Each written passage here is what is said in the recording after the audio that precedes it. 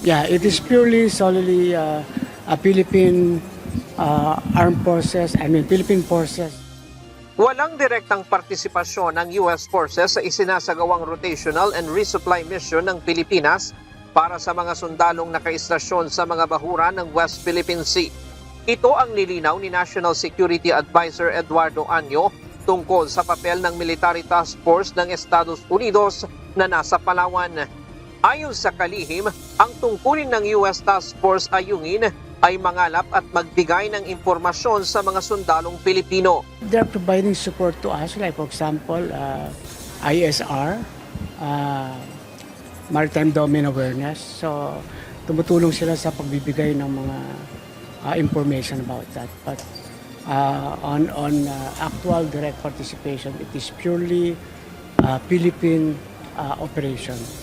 Anya pawang sundalo ng Amerika ang mga miyembro ng US Task Force Ayungin at hindi lamang nakatuon ang operasyon sa Ayungin Shoal. We have the US-Philippine cooperation through the MDT. We have agreed actions taken for the whole year.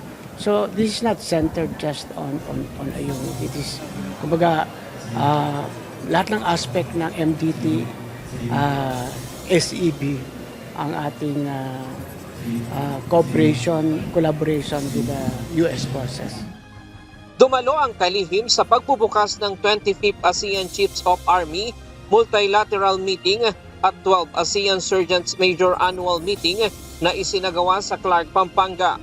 Kasama sa mga participant dito ang mga Chief of Army ng mga bansa sa ASEAN gaya ng Brunei, Cambodia, Indonesia, Laos, Malaysia, Myanmar, Singapore, Thailand, Vietnam at Pilipinas.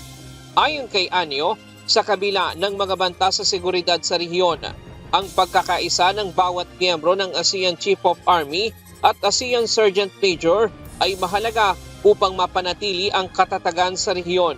Anya, ang usapin sa South China Sea ay hindi lamang problema ng Pilipinas o ng ASEAN, kundi problema ito ng buong mundo. Even so, the South China Sea is not merely a concern of a single state or of the ASEAN alone, but of a wider world.